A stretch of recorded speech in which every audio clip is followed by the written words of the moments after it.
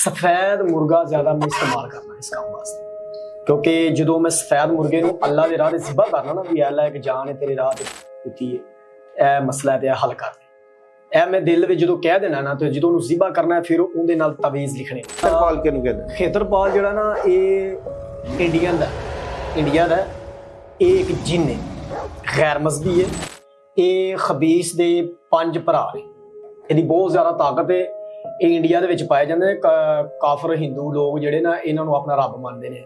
ਸਾਡੇ ਵਾਸਤੇ ਕੁੱਤੇ ਨੇ, ਅਸੀਂ ਤੇ ਕਹਿੰਦੇ ਚੱਲ ਇਧਰ ਆ ਕੰਮ ਆ ਕਰ। ਅਗਰ ਹਨੂਮਾਨ ਨੂੰ ਬੁਲਾਣਾ ਤੇ ਉਹਨੂੰ ਕਹਿਣਾ ਇਸਲੇ ਪਾਣੀ ਪਸਰੇ ਤੇ ਤੈਨੂੰ ਕੋਈ ਰੋਕ ਨਹੀਂ ਕੋਈ ਸਕਦਾ, ਫਿਰ ਉਹਨੇ ਲੈ ਕੇ ਉਹਨੂੰ ਆਣਾ ਚੱਲ ਵੀ ਬੁਲਾ ਰਿਹਾ। ਇਹ ਜਿਹੜਾ ਨਾਰ ਸਿੰਘ ਕਹਿੰਦੇ ਨੇ, ਨਾਰ ਸਿੰਘ ਜਿਹੜਾ ਨਾ ਇਹ ਸ਼ੈਤਾਨ ਦਾ ਖਲੀਫਾ ਹੈ, ਲੇਕਿਨ ਇਹਨਾਂ ਨੂੰ ਪਹੁੰਚਣ ਤੱਕ ਮੈਨੂੰ ਬੜੀ ਮਿਹਨਤ ਕਰਨੀ ਪਈ ਹੈ। ਇਹਨਾਂ ਦੇ ਘਰ ਪਹੁੰਚਣਾ ਬੜਾ ਕੋਈ ਆਮ ਗੱਲ ਨਹੀਂ ਹੈ। ਇਹ ਤੇ ਮੁਸਲਮਾਨ ਨੂੰ ਡਾ ਦਿੰਦੇ ਨੇ। ਉਹਨੇ ਕਿਹਾ ਸੀ ਮੈਨੂੰ ਨਾ ਹੋਬ ਦਾ ਅਮਲ ਦੱਸ ਇਹਦੇ ਚੋਂ। ਜਦੋਂ ਮੈਂ ਉਹਨੂੰ ਪੜਿਆ ਚੂਰ ਅੱਲਾ ਬਸ ਨਾ ਸੰਗਿयों का हार ਲੱਖ ਟੰਕਾ, ਫਿਰ ਆ ਕੇ ਪੂਜਾ ਕਰ ਸਾਡੇ ਭਗਵਾਨ ਦੀ। ਆ ਜਾ, ਉਹਨੇ ਕਿਹਾ ਬੁੱਤ ਲੈ ਕੇ ਆ ਜਾ, ਉਹਦੀ ਪੂਜਾ ਕਰ, ਸਾਰਾ ਕੁਝ ਕਰੇਗਾ ਤੇ ਮੈਂ ਇਸ ਬੀਬੀ ਨੂੰ ਛੱਡ ਦਿਆਂਗਾ। लेकिन मैं गोश्त लैके नहीं पहुंच सकिया। वजह तो जान चली गई। जान चलेगी? जान चली। मेरा एक 6 साल का बच्चा चले गया।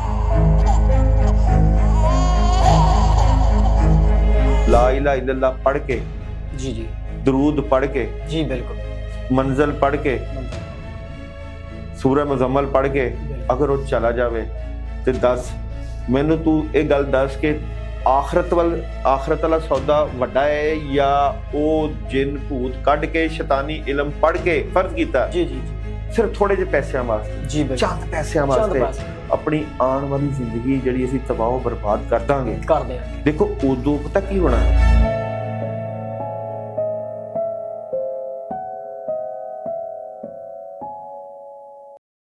बिस्मिल्लाहिर्रहमानिर्रहीम, अस्सलाम वालेकुम वरहमतुल्लाहि वबरकातुहू।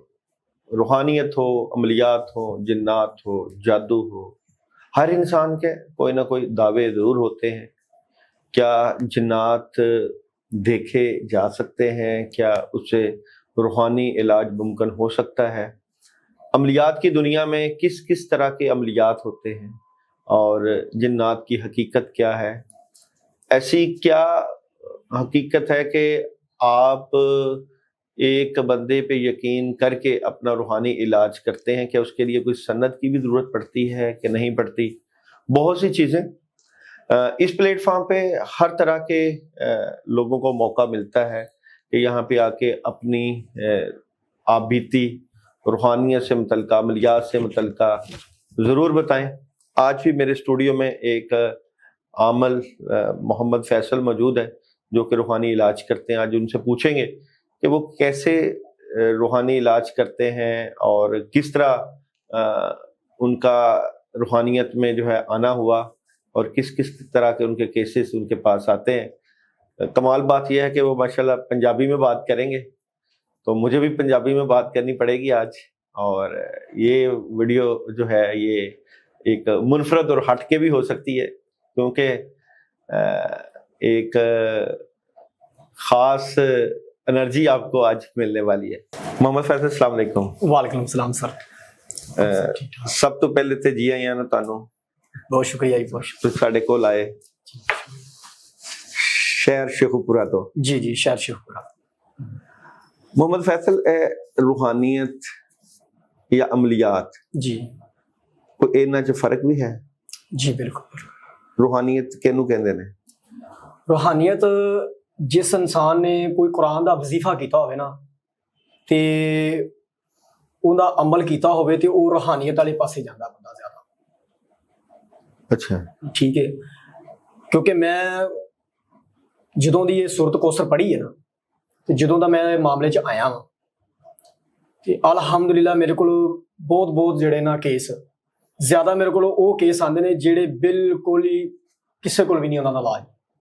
अलहमदुलिल्लाह उन्हां दा इलाज मैं कढ़िया ते उन्हां दा इलाज भी कीता है। जादू वाला बंदा जिहड़ा कहंदा ना मैनू जिन्न चंबड़ गए ने या मैनू मतलब चीज़ां नहीं मेरियां निकल रही, मैं बदरूआं ने रूहां ने खबीस दा असर है, खेतरपाल दा असर है, नार सिंह दा या मैनू किसी बीर बताल दा असर है, ਕਿਉਂਕਿ ਇਹ ਚੀਜ਼ਾਂ ਇੰਡੀਆ 'ਚ ਪਾਈਆਂ ਜਾਂਦੀਆਂ ਨੇ।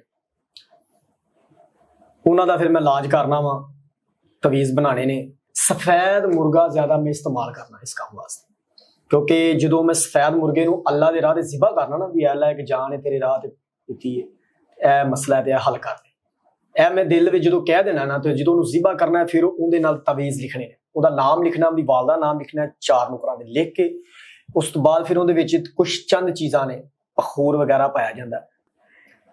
ਕੋਲਾ ਲੈਣਾ, ਕੋਲੇ ਦੇ ਉੱਤੇ ਫਿਰ ਮੈਂ ਉਹਨੀਆਂ ਧੂਣੀਆਂ ਦਿਵਾਉਣੀਆਂ ਨੇ ਮਰੀਜ਼ ਨੂੰ ਕੋਲ ਬਿਠਾ ਕੇ। ਅੱਛਾ, ਇਹ ਜਿਹੜਾ ਤੁਸੀਂ ਕਹਿ ਰਹੇ ਹੋ ਖੇਤਰਪਾਲ, ਵੀਰ, ਇਹ ਕੀ ਚੀਜ਼ਾਂ ਨੇ? ਮੈਂ ਖੇਤਰਪਾਲ ਕਿਹਨੂੰ ਕਹਿੰਦੇ ਨੇ? ਖੇਤਰਪਾਲ ਜਿਹੜਾ ਨਾ, ਇਹ ਇੰਡੀਆ ਦਾ ਇਹ ਇੱਕ ਜਿੰਨ ਹੈ, ਗੈਰ ਮਜ਼ਹਬੀ ਹੈ। ਇਹ ਖਬੀਸ ਦੇ 5 ਭਰਾ ਨੇ।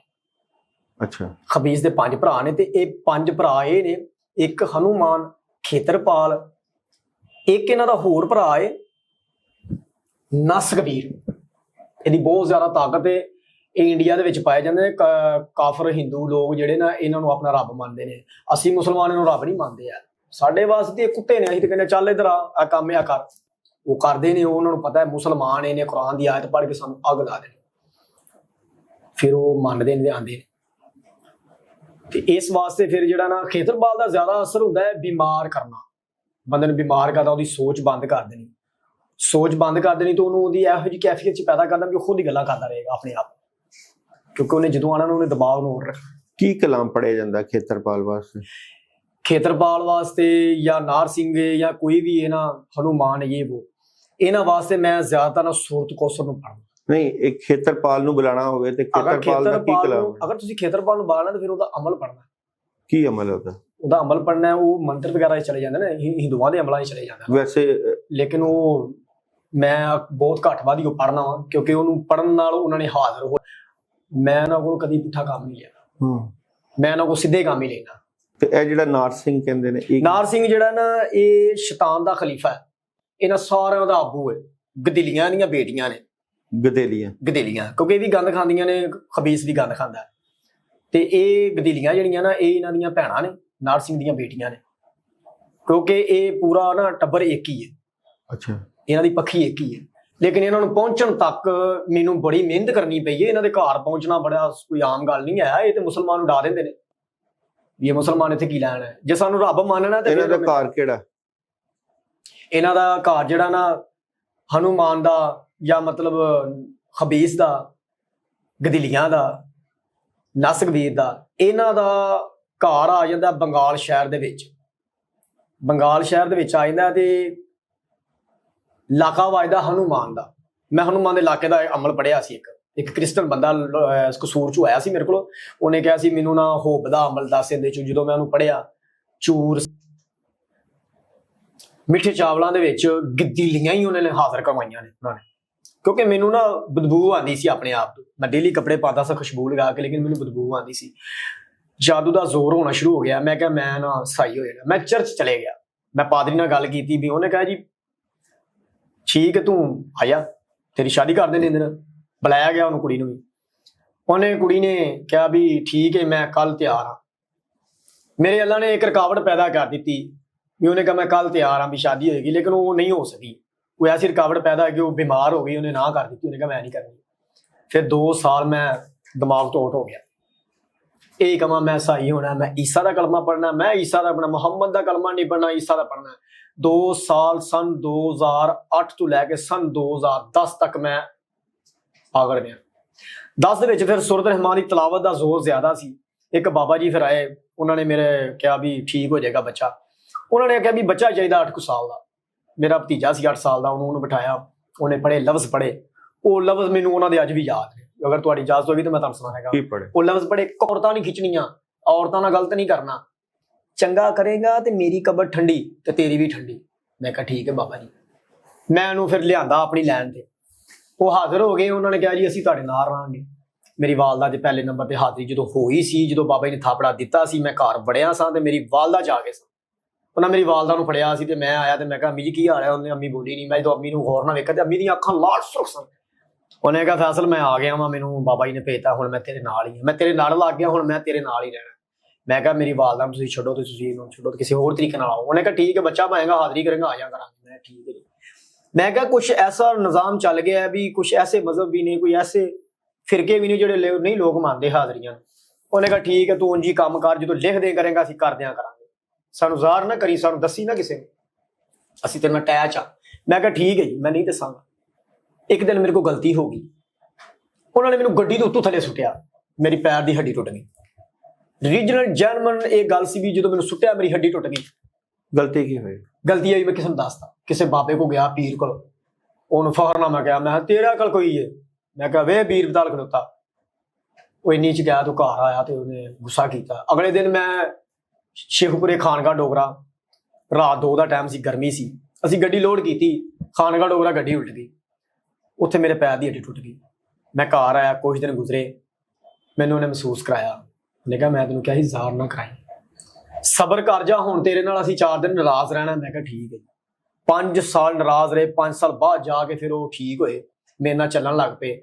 ਇੱਕ ਬੰਦਾ ਆ ਗਿਆ ਸੀ, ਉਹਨੇ ਕਿਹਾ ਯਾਰ ਤੇਰਾ ਦੱਸਿਆ ਕਿਸੇ ਨੇ ਸਾਨੂੰ, ਤਾਂ ਘਰ ਦੇ ਮੇਰੀ ਤਬੀਅਤ ਠੀਕ ਹੈ। ਮੈਂ ਹਾਜ਼ਰ ਕੀਤਾ, ਆਂਦਾ ਆ ਗਿਆ, ਕਹਿੰਦਾ ਅੱਜ ਸੱਦੇ ਹੀ ਨੇ ਤੇ ਅੱਜ ਪਹਿਲਾ ਕੰਮ ਹੀ, ਜਾ ਠੀਕ ਹੋ ਜਾਏਗਾ, ਜਾ ਮੋਜਾ ਮਾਰ, ਤੈਨੂੰ ਦਮ ਕਰ ਦੇ, ਲਿਆ ਕਾਲੇ ਰੰਗ ਦਾ ਮੁਰਗਾ, ਜ਼ਿਬਾ ਕਰ, ਅੱਲਾ ਦੇ ਰਾਹ ਤੇ ਕਰ, ਕਰਕੇ ਇਹਨੂੰ ਤਵੀਜ਼ ਬਣਾ ਕੇ ਦੇ, ਘਰ ਵਜ਼ਨ ਥੱਲੇ ਦੇ ਦੇਣੇ, ਇਹਨਾਂ ਦੇ ਘਰ ਕੋਈ ਜਿੰਨ ਨਹੀਂ ਹੈਗਾ, ਜਾਂ ਉਹ ਤਵੀਜ਼ ਦਾ ਇੰਨਾ ਅਸਰ ਰਹੇਗਾ। ਰਿਹਾ ਅੱਜ ਵੀ ਮਾਸ਼ਾਅੱਲਾ ਠੀਕ ਨੇ, ਇੱਜ਼ਤ ਕਰਦੇ ਨੇ, ਅੱਜ ਵੀ ਦੁਬਾਰਾ ਨਹੀਂ ਹੋਇਆ। ਉਸ ਤੋਂ ਬਾਅਦ ਆਸਤਾ ਆਸਤਾ ਆਸਤਾ ਵਕਤ ਬਦਲਦਾ ਗਿਆ, ਫਿਰ ਮੇਰੀ ਜ਼ਿੰਦਗੀ ਜਿਹੜੀ ਇਸ ਤਰ੍ਹਾਂ ਗੁਜ਼ਰੀ ਹੈ ਨਾ, ਅੱਜ ਵੀ ਲੋਕ ਮੇਰੇ ਕੋਲ ਆਉਂਦੇ ਨੇ, ਜਾਦੂ ਜਿੰਨਾ ਮਰਜ਼ੀ ਸਖਤ ਹੋਵੇ, ਉਹ ਕਹਿੰਦੇ ਨਾ ਬਾਬਾ ਮਦਾਰ ਛੱਡ ਕੇ ਨੱਸ ਗਿਆ, ਉੱਥੇ ਫਿਰ ਵੀਰ ਬਦਾਲ ਹੀ ਜਾਂਦਾ। ਕਿਹੜਾ ਕਿਹੜਾ ਅਮਲ ਤੁਸੀਂ ਸਮਝਦੇ ਹੋ ਕਿ ਸਭ ਤੋਂ ਵੱਡਾ ਹੈ, ਜਿਹੜਾ ਖਤਰਨਾਕ ਹੈ, ਜਿਹਦੇ ਨਾਲ ਬੰਦਾ ਮਰ ਜਾਂਦਾ ਹੈ? ਸਭ ਤੋਂ ਖਤਰਨਾਕ ਜਿਹੜਾ ਨਾ, ਮੰਤਰ ਦੇ ਨਾਲ ਮਸਾਨ ਪਿਆਇਆ ਜਾਵੇ ਨਾ ਬੰਦੇ ਨੂੰ ਕਿਸੇ ਚੀਜ਼ ਦੇ ਵਿੱਚ। ਮੰਤਰ ਨਾਲ ਮਸਾਨ? ਕੋਈ ਵੀ ਮੰਤਰ ਪੜਿਆ ਹੋਵੇ, ਸਹੀ ਮਿਸਾਲ ਤੌਰ ਮੈਂ ਇੱਕ ਮੰਤਰ ਪੜਿਆ ਸੀ, ਵਾਲੇ ਨੇ ਫਿਰ ਦੱਸ, ਹਾਂ ਉਹਨੇ ਇੱਕ ਗੱਲ ਜ਼ਰੂਰ ਕਹੀ ਸੀ, ਉਹਨੇ ਕਿਹਾ ਮੈਂ ਨਾ ਇੱਕ ਚੀਲਾ ਕੱਟਿਆ ਸੀ, ਉਹਦੀਆਂ ਚੀਜ਼ਾਂ ਕਿਸੇ ਬੀਬੀ ਨੇ ਰੱਖੀਆਂ ਨੇ। ਮੈਂ ਕਿਹਾ ਅੱਛਾ, ਤੇ ਉਹ ਤੇਰੇ ਕੋਲ ਵਾਪਸ ਨਹੀਂ ਆਇਆ? ਉਹਨੇ ਕਿਹਾ ਮੇਰੇ ਉਸਤਾਦ ਚਲੇ ਗਏ ਨੇ।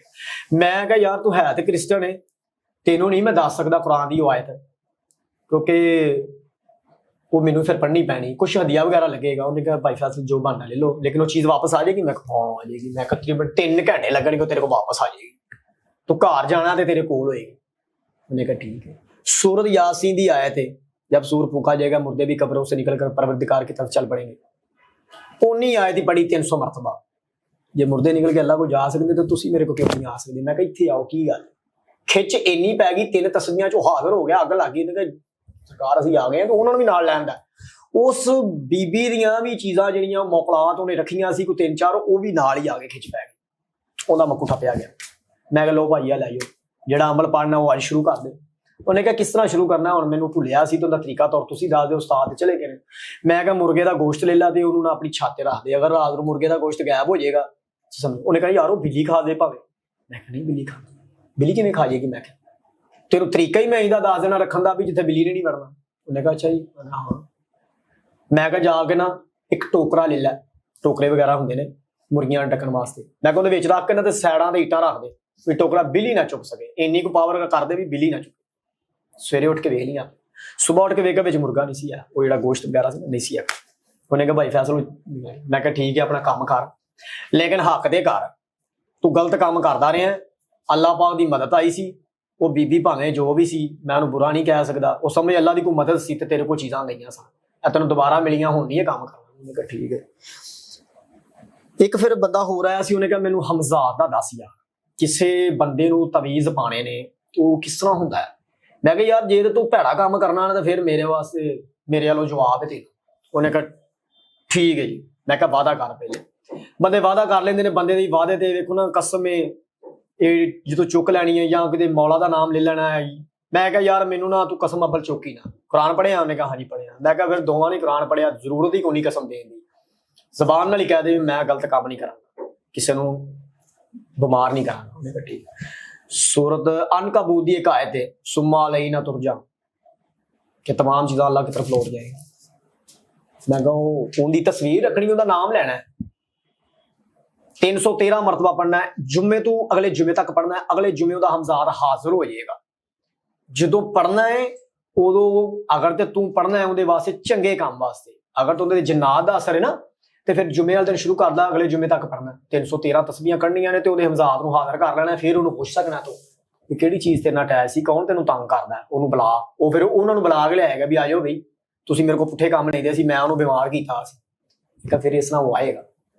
ਉਹਨੇ ਕਹਾ ਜੀ ਇਹਦਾ ਕੋਈ ਚਿਲਾ, ਮੈਂ ਕੋਈ ਚਿਲਾ ਨਹੀਂ ਹੈ, ਬਸ ਜੁਮੇ ਵਾਲੇ ਦਿਨ ਸ਼ੁਰੂ ਕਰ, ਅਗਲੇ ਜੁਮੇ ਐਂਡ ਹੋ ਜਾਏ। ਜੇ ਨੇਕ ਨੀਅਤ ਨਾਲ ਪੜੇਗਾ। ਉਹਨੇ ਕਹਾ ਠੀਕ ਹੈ ਜੀ। ਇੱਕ ਲੜਕੀ ਮੇਰੇ ਕੋਲ ਆਈ ਸੀ, ਦੋਸਤ ਸੀ ਮੇਰਾ, ਉਹ ਵੀ ਕੋਈ ਆਮਲ ਸੀ, ਮੈਂ ਉਹਦਾ ਨਾਮ ਨਹੀਂ ਲੈ ਸਕਦਾ। ਉਹਨੇ ਕਿਹਾ ਯਾਰ ਇੱਕ ਲੜਕੀ ਇਹਦੇ ਤੇ ਨਾ ਇੱਕ ਬੰਦਾ, ਇੱਕ ਪੀਰ, ਉਹਦੇ ਤੇ ਦਮ ਦਰੂਦ ਬੜਾ ਕਰਦਾ, ਕੋਈ ਇਹਦਾ ਹੱਲ ਹੈ?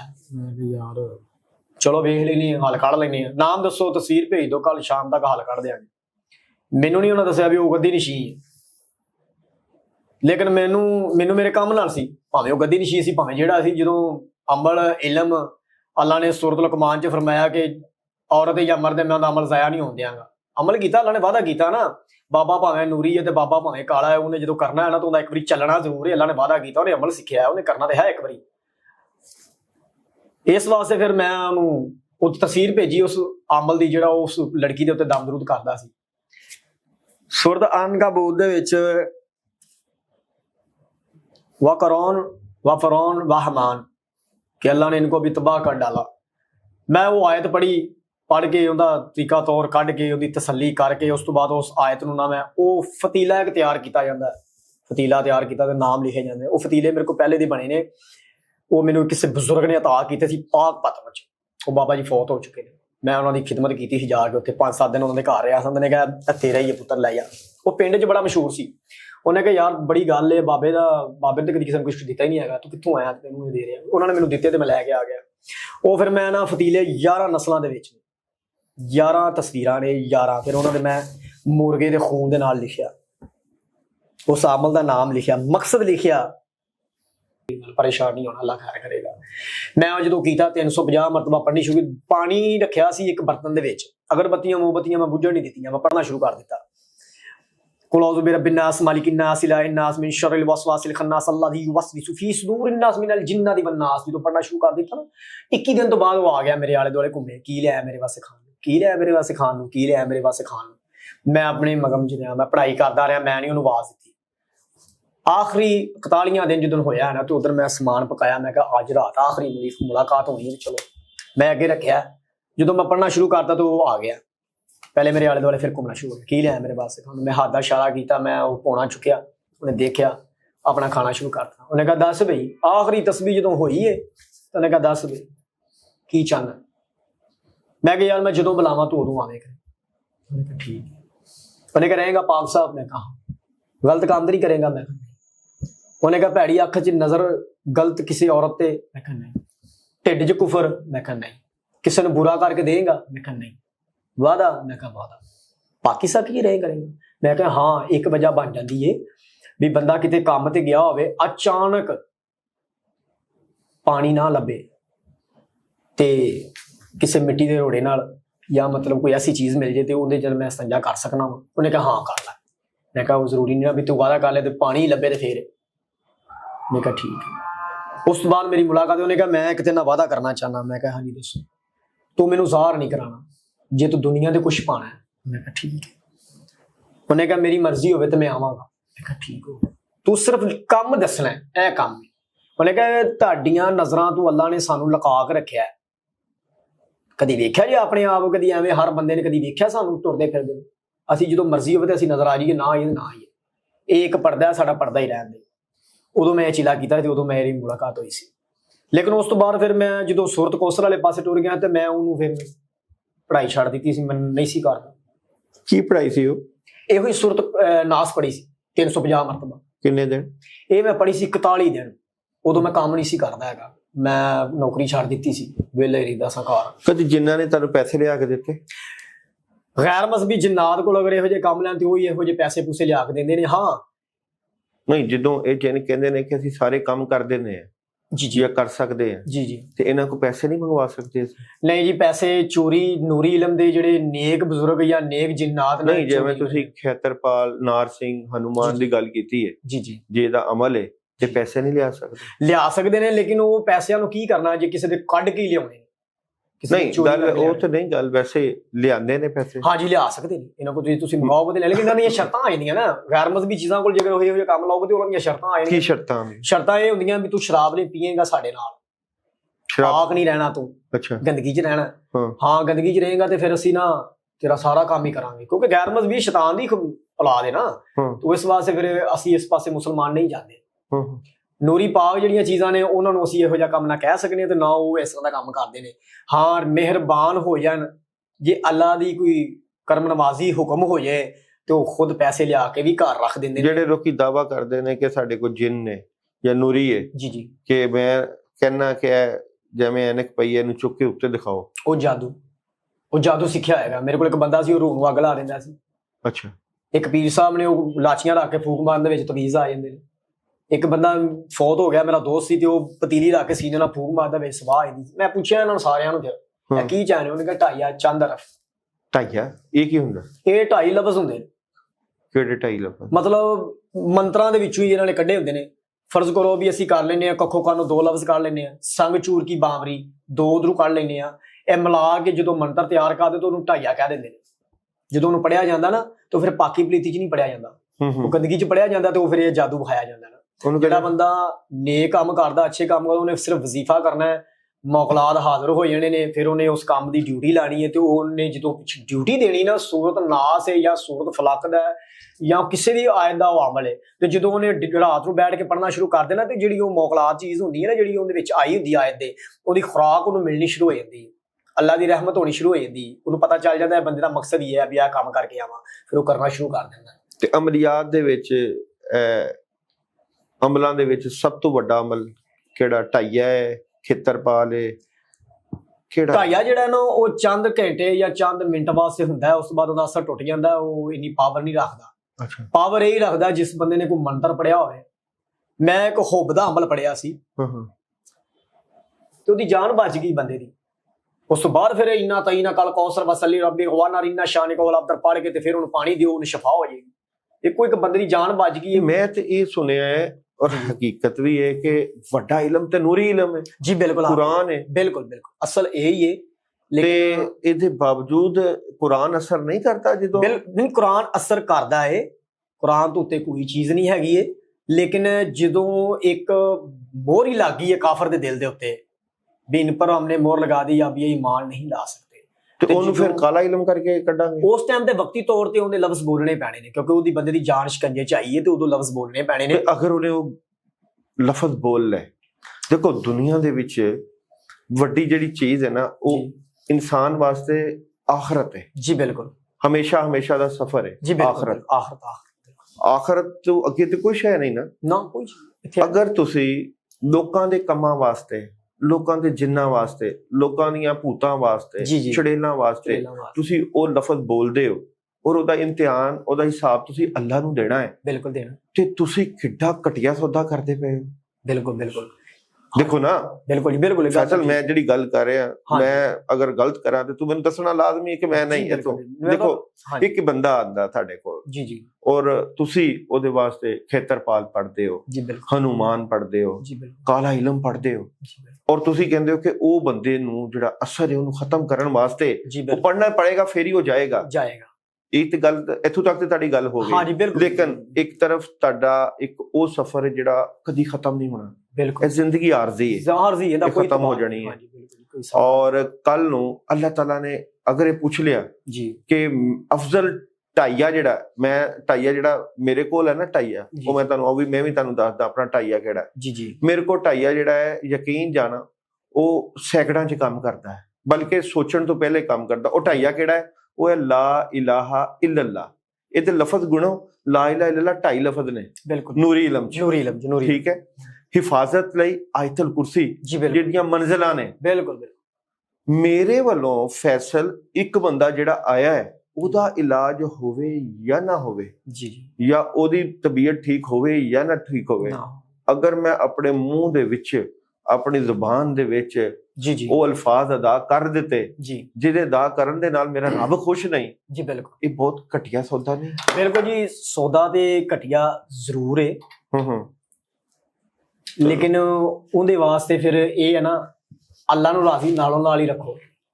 ਅੱਲਾ ਨੂੰ ਇਹ ਜ਼ਰੂਰ ਕਹੋ ਵੀ ਅੱਲਾ ਮੈਂ ਕੀਤਾ ਸੀ ਇਹ ਕੰਮ ਤੇ ਮੈਂ ਮਾਫੀ ਵੀ ਮੰਗ ਰਿਹਾ। ਨਹੀਂ ਦਿਲ ਤੇ ਨਹੀਂ ਮੁਤਮਨ ਹੁੰਦਾ ਕਿ ਬੰਦਾ ਦੇਖੋ ਨਾ ਬਾਰ-ਬਾਰ ਤੁਸੀਂ ਸ਼ੈਤਾਨ ਨੂੰ ਪੁਕਾਰੋ, ਇਹ ਸ਼ੈਤਾਨ ਦੇ ਪੈਰੋਕਾਰ ਨੇ ਨਾ। ਬਿਲਕੁਲ ਬਿਲकुल ਬਾਰ-ਬਾਰ ਤੁਸੀਂ ਸ਼ੈਤਾਨ ਨੂੰ ਪੁਕਾਰੋ ਜੀ, ਤੇ ਬਾਰ-ਬਾਰ ਤੁਸੀਂ ਅੱਲਾ ਮੀਆਂ ਮੈਂ ਮਾਫੀ ਮੰਗਦਾ ਜੀ ਬਿਲਕੁਲ। ਤੇ ਅੱਲਾ ਕਵੇ ਕਿ ਬੰਦਿਆ ਤੂੰ ਮੈਨੂੰ ਐਡਾ ਹੀ ਮਾੜਾ ਸਮਝਿਆ ਕਿ ਮੈਂ ਉਹ ਕੰਮ ਨਹੀਂ ਕਰ ਸਕਦਾ। ਬਿਲਕੁਲ ਕਰ ਬੰਦਿਆ ਹਾਂਜੀ ਤੂੰ ਮੈਨੂੰ ਐਡਾ ਹੀ ਮਾੜਾ ਸਮਝਿਆ ਕਿ ਤੂੰ ਬਿਲਕੁਲ। ਮੈਨੂੰ ਛੱਡ ਕੇ ਕਹਿਣਾ ਕਿ ਖੇਤਰਪਾਲ ਕੰਮ ਕਰੇਗਾ, ਹਨੂਮਾਨ ਕੰਮ ਕਰੇਗਾ, ਕਾਲਕਾ ਕੰਮ ਕਰੇਗੀ, ਤੇ ਜੇ ਤੂੰ ਮੇਰੇ ਕੋ ਜੇ ਮੈਂ ਤੈਨੂੰ ਮਾਫ ਕਰਨ ਵਾਲਾ ਹੈ ਤੇ ਇਹਨਾਂ ਨੂੰ ਬਣਾਇਆ ਕਿਹਨੇ? ਬਣਾਇਆ ਕਿੱਥੇ? ਕਿਹਨੇ ਬਣਾਇਆ ਇਹਨਾਂ ਨੂੰ? ਬਿਲਕੁਲ ਰੱਬ ਨੇ ਬਣਾਇਆ, ਅੱਲਾ ਨੇ ਬਣਾਇਆ, ਅੱਲਾ ਨੇ ਬਣਾਇਆ ਨਾ। ਬੇਸ਼ੱਕ ਬੇਸ਼ੱਕ। ਤੇ ਲੇਕਿਨ ਉਹ ਕਰਨ ਦੇ ਵਿੱਚ ਅੰਦਾਜ਼ ਆਪਣਾ ਇਹ ਰੱਖੋ ਨਾ, ਤੁਸੀਂ ਉੱਕਾ ਨਾ ਕਹੋ ਵੀ ਅੱਲਾ ਨੂੰ ਛੱਡ ਕੇ ਇਹਨਾਂ ਨੂੰ ਬੁਲਾਣਾ ਹੈ। ਜਦੋਂ ਬੁਲਾਣਾ ਹੈ ਅੱਲਾ ਦੇ ਹੁਕਮ ਨਾਲ ਹਾਜ਼ਰ ਹੋਣਾ ਹੈ। ਮਿਸਾਲ ਤੌਰ ਤੇ ਸੋਚ ਤਾਂ ਤੁਹਾਡੀ ਉਸ ਟਾਈਮ ਇਹ ਹੋਣੀ ਨਾ ਵੀ ਅੱਲਾ ਮੈਂ ਕੰਮ ਕਰਨ ਲੱਗਾ। ਇੱਕ ਤੀਰ ਚ ਇੱਕ ਮਿਆਨ ਚ ਦੋ ਤਲਵਾਰਾਂ ਨਹੀਂ ਰਹਿ ਸਕਦੀਆਂ। ਹਾਂਜੀ ਨਹੀਂ ਰਹਿ ਸਕਦੀਆਂ। ਜਾਂ ਸ਼ੈਤਾਨ ਹੋਏਗਾ ਜਾਂ ਰਹਿਮਾਨ ਹੋਏਗਾ। ਇੱਕ ਦਿਲ ਦੇ ਵਿੱਚ ਜਾਂ ਅੱਲਾ ਹੋਏਗਾ ਜਾਂ ਸ਼ੈਤਾਨ ਹੋਏਗਾ। ਜਦੋਂ ਅੱਲਾ ਹੋਏਗਾ ਫਿਰ ਸ਼ੈਤਾਨ ਨਹੀਂ ਆਏਗਾ। ਬਿਲਕੁਲ ਬਿਲਕੁਲ ਠੀਕ ਹੈ। ਔਰ ਜੇ ਸ਼ੈਤਾਨ ਆਏਗਾ ਤੇ ਫਿਰ ਰਹਿਮਾਨ ਨਹੀਂ ਆਏਗਾ। ਤੇ ਤੁਹਾਡਾ ਜਿਹੜਾ ਦਿਲ ਹੈ ਉਹ ਪਾਕ ਘਰ ਹੈ ਅੱਲਾ ਦਾ। ਮੈਂ ਇਸ ਚੀਜ਼ ਨੂੰ ਖੁਦ ਸੋਚਣਾ ਹੁੰਦਾ ਵਾ ਕਦੀ ਕਦੀ, ਲੇਕਿਨ ਇਹਦੇ ਵਿੱਚ ਜਦੋਂ ਮੈਂ ਵੇਖ ਲੈਣਾ ਵੀ ਮੈਨੂੰ ਕੁਛ ਐਸਾ ਕੋਈ ਨੂਰ, ਐਸੀ ਕੋਈ ख्वाब ਅੱਲਾ ਦੀ ਤਰਫੋਂ ਆਂਦੀ ਹੈ ਨਾ, ਤੇ ਫਿਰ ਮੈਂ ਮਹਿਸੂਸ ਕਰਨਾ ਵੀ ਮੈਂ ਇਸ ਕਾਬਲ ਸਾਂ ਤੇ ਅੱਲਾ ਨੇ ਮੈਨੂੰ ਇਸ ਪਾਸੇ ਲਿਆਉਣਾ, ਜਾਂ ਮੈਂ ਆਪਣੀ ਸੋਚ ਰੱਖਣਾ ਵਾ। ਲੇਕਿਨ ਜਦੋਂ ਕੋਈ ਮਰੀਜ਼ ਆਂਦਾ ਹੈ ਨਾ ਉਦੋਂ ਦਿਲ ਨੂੰ ਤਕਲੀਫ ਹੁੰਦੀ ਵੀ ਅੱਲਾ ਉਹ ਨਹੀਂ ਮੰਨਣ ਦੇ। ਦੇਖੋ ਫੈਸਲ ਗੱਲ ਤੇ ਠੀਕ ਉਹ ਨਹੀਂ ਮੰਨਣ ਦੇ। ਕਦੀ ਇੰਜ ਦਾ ਵਾਕਿਆ ਹੋਵੇ, ਚਲੋ ਮੈਂ ਤੇਰਾ ਇੱਥੇ ਅਗਰ ਕਦੀ ਇੰਜ ਦਾ ਵਾਕਿਆ ਹੋਵੇ ਤੇਰੇ ਕੋ ਕੋਈ ਇਹੋ ਜਿਹਾ ਮਰੀਜ਼ ਆਵੇ ਜੀ ਜੀ, ਉਹ ਜੇ ਤੂੰ ਕਵੇਂ ਕਿ ਉਹ ਨਹੀਂ ਮੰਨਣ ਦੇ ਜੀ, ਇੱਥੋਂ ਤੱਕ ਗੱਲ ਹੈ ਨਾ, ਨਹੀਂ ਮੰਨਣ ਦੇ, ਤੇ ਮੇਰਾ ਅੱਲਾ ਤੇ ਯਕੀਨ ਹੈ ਕਿ ਮੈਂ ਇਹੋ ਜਿਹੇ ਕਿਸੇ ਕਲਾਮ ਤੇ ਯਕੀਨ ਹੀ ਨਹੀਂ ਰੱਖਦਾ। ਬਿਲਕੁਲ ਠੀਕ ਹੈ। ਅਗਰ ਨਹੀਂ ਸੋਚ ਮੈਂ ਆਪਾਂ ਅਸੀਂ ਦੋਵੇਂ ਭਰਾ ਵਾਂ ਗੱਲ ਕਰ ਰਹੇ ਹਾਂ। ਮੇਰਾ ਯਕੀਨ ਹੈ ਕਿ ਅੱਲਾ ਦੇ ਅੱਗੇ ਕੋਈ ਕਲਾਮ ਨਹੀਂ ਠਹਿਰਦਾ। ਨਹੀਂ ਕੋਈ ਨਹੀਂ। ਠੀਕ ਹੈ। ਬਿਲਕੁਲ। ਔਰ ਉਹ ਨਹੀਂ ਠਹਿਰਦੇ ਪਏ ਜੀ। ਤੇ ਜੇ ਉਹ ਮੈਂ ਸਿਰਫ ਲਾ ਇਲਾਹਾ ਇਲੱਲਾ ਦੇ ਨਾਲ ਜਾਂ ਅੱਲਾ ਦੇ ਕਲਾਮ ਦੇ ਨਾਲ ਉਹਨਾਂ ਨੂੰ ਉਡਾ ਦੇਵਾਂ। ਬਿਲਕੁਲ। ਇੱਕ ਗੱਲ ਹੈ ਨਾ ਦਾਵਾ ਨਾ, ਜਿਸ ਤਰ੍ਹਾਂ ਤੁਹਾਡੀ ਇੱਕ ਗੱਲ ਦਾ ਦਾਵਾ ਹੈ। ਬਿਲਕੁਲ। ਦਾਵਾ ਇਹ ਵੇ ਕਿ ਉਹ ਸ਼ੈਤਾਨ ਨਹੀਂ ਜਾਂਦਾ, ਉਹਦੇ ਵਾਸਤੇ ਖੇਤਰਪਾਲ ਪੜ੍ਹਨਾ ਪਏਗਾ, ਹਨੂਮਾਨ ਪੜ੍ਹਨਾ ਪਏਗਾ, ਫੇਰ ਹੀ ਹੋ ਜਾਏਗਾ। ਬਿਲਕੁਲ। ਲੇਕਿਨ ਉੱਥੇ ਇਹਨਾਂ ਨੂੰ ਪੜ੍ਹਿਓ ਬਗੈਰ ਲਾ ਇਲਾਹਾ ਇਲੱਲਾ ਪੜ੍ਹ ਕੇ, ਜੀ, ਦਰੂਦ ਪੜ੍ਹ ਕੇ, ਜੀ ਬਿਲਕੁਲ, ਮੰਜ਼ਲ ਪੜ੍ਹ ਕੇ, ਸੂਰਾ ਮੁਜ਼ੱਮਲ ਪੜ੍ਹ ਕੇ ਅਗਰ ਉਹ ਚਲਾ ਜਾਵੇ ਤੇ ਦੱਸ ਮੈਨੂੰ ਤੂੰ ਇਹ ਗੱਲ ਦੱਸ ਕਿ ਆਖਰਤ ਵਾਲਾ ਸੌਦਾ ਵੱਡਾ ਹੈ ਜਾਂ ਉਹ ਜਿੰਨ ਭੂਤ ਕੱਢ ਕੇ ਸ਼ੈਤਾਨੀ ਇਲਮ ਪੜ੍ਹ ਕੇ ਫਰਜ਼ ਕੀਤਾ ਜੀ ਸਿਰਫ ਥੋੜੇ ਜਿਹੇ ਪੈਸਿਆਂ ਵਾਸਤੇ, ਚੰਦ ਪੈਸਿਆਂ ਵਾਸਤੇ ਆਪਣੀ ਆਉਣ ਵਾਲੀ ਜ਼ਿੰਦਗੀ ਜਿਹੜੀ ਅਸੀਂ ਤਬਾਹ ਬਰਬਾਦ ਕਰ ਦਾਂਗੇ। ਦੇਖੋ ਉਦੋਂ ਪਤਾ ਕੀ ਹੋਣਾ, ਉਦੋਂ ਇੱਕ ਆਸਮਾਨ ਤੋਂ ਪਰਿੰਦਾ ਆਣਾ ਹੈ ਜੀ, ਬਿਲਕੁਲ 1000 ਸਾਲ ਬਾਅਦ ਜੀ।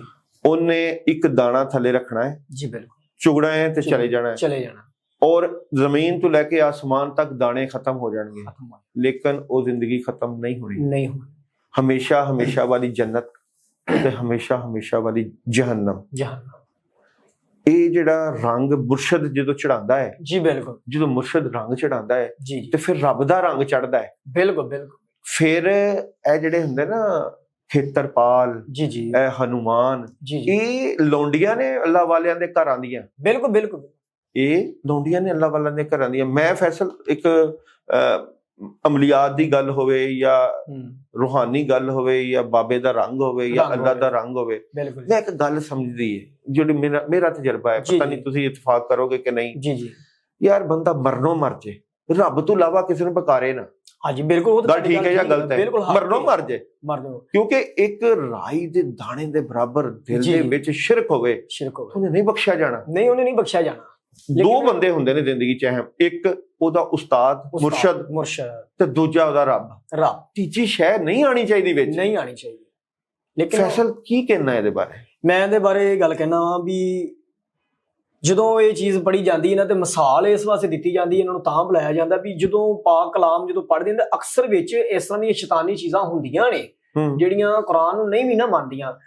ਉਸ ਵਾਸਤੇ ਫਿਰ ਇਹਨਾਂ ਨੂੰ ਜਦੋਂ ਪੜ੍ਹੀਦਾ ਫਿਰ ਉਹ ਪਹਿਲੇ ਨੰਬਰ ਤੇ ਨਹੀਂ, ਇਹ ਗੱਲ ਦਾ ਤੇ ਮੈਂ ਦਾਵਾ ਕਰਤਾ ਕਿ ਅਗਰ ਕਦੀ ਤੇਰੇ ਕੋਲ ਇੰਜ ਆਵੇ, ਅਗਰ ਇੰਜ ਆਵੇ, ਦੇਖੋ ਨਾ ਮੇਰੀ ਗੱਲ ਸੁਣ, ਅਗਰ ਤੇਰੇ ਕੋਲ ਇੰਜ ਆਵੇ ਔਰ ਤੂੰ ਕੋਸ਼ਿਸ਼ ਕੀਤੀ, ਨੂਰੀ ਇਲਮ ਕਰਕੇ ਨਹੀਂ ਗਈਆਂ, ਤੇ ਜੇ ਮੈਂ ਇੱਥੇ ਦਾਵਾ ਕਰਦਾ ਕਿ ਮੈਂ ਲਾ ਇਲਾਹਾ ਇਲੱਲਾ ਪੜ੍ਹ ਕੇ ਜੀ ਬਿਲਕੁਲ, ਜਾਂ ਮੈਂ ਕੁਰਾਨ ਹੀ ਪੜ੍ਹ ਕੇ ਹਾਂਜੀ ਉਹਨਾਂ ਦੀ ਤਹਿਸ ਨਹਿਸ ਫੇਰ ਦੇਵਾਂ, ਤੇ ਫਿਰ ਤੇ ਦਿਲ ਮੰਨਦਾ ਨਾ ਕਿ ਖਸਮਾਂ ਨੂੰ ਖਾਵੇ ਯਾਰ, ਇਹ ਸਾਰੇ ਜਿੰਨ ਭੂਤ ਤੇ ਚੜੇਲਾਂ ਜਿਹੜੇ ਸਾਡੀ ਆਖਰਤ ਖਰਾਬ ਕਰਦੇ, ਆਖਰਤ ਖਰਾਬ ਕਰਦੇ ਤੇ ਨੇ। ਕਦੀ ਇਹੋ ਜਿਹਾ ਬਾਬਾ ਨਹੀਂ ਮਿਲਿਆ।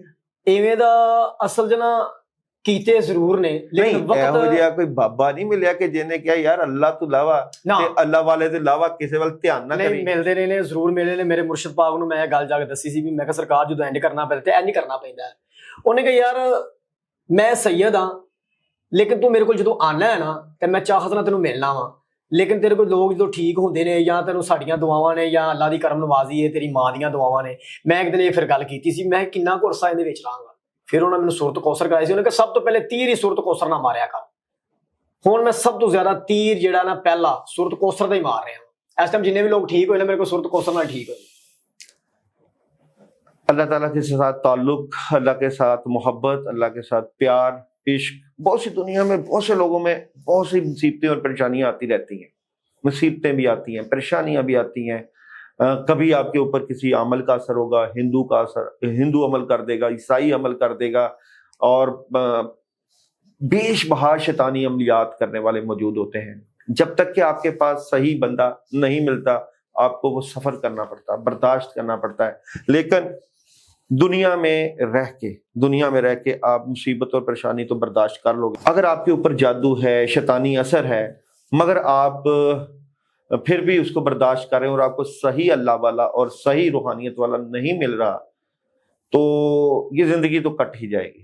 लेकिन हमेशा हमेशा वाली आखिरत वाली जिंदगी और मरने के बाद जो अल्लाह को इम्तिहान हमने देना है, अल्लाह हमें, आप सब मुसलमानों को, मुझे, फैसल, हर आप देखने वालों को, सबको हमारी गलतियों कोताहियों को माफ फरमाए और हमें सिद्ध के दिल के साथ अमर बिल मारूफ नहीं वल मुनकर के ऊपर चलने की तौफीक अता फरमाए। यकीन जाने मैंने ला इलाहा इल्लल्लाह मुहम्मद रसूलुल्लाह की वो ताकत देखी है जिससे सातों जमीन और सातों आसमान के काम होते हैं। अफजल जो जिक्र है वो ला इलाहा इल्लल्लाह। दुरूद इब्राहिमी में वो ताकत देखी है जिससे खारा पानी कुएं का मीठा हो जाता है और दुनिया का कोई इब्लीस, कोई शैतान नहीं ठहर सकता। मैं आपसे हमेशा एक अर्ज करूं, ये मखलूक मौजूद है, ये नहीं कहता ये मखलूक नहीं है, ये कलाम मौजूद है, लेकिन बीइंग मुस्लिम हमें ला इलाहा इल्लल्लाह मुहम्मद रसूलुल्लाह और अल्लाह की रस्सी को मजबूती के साथ थामे रखो। और अल्लाह की रस्सी क्या है? राह रास्त पे चलना, और उस रास्ते पे चलना जिस रास्ते पे अंबिया चले, औलिया चले। उम्मीद है कि आपको प्रोग्राम पसंद होगा। अपना ख्याल रखिए।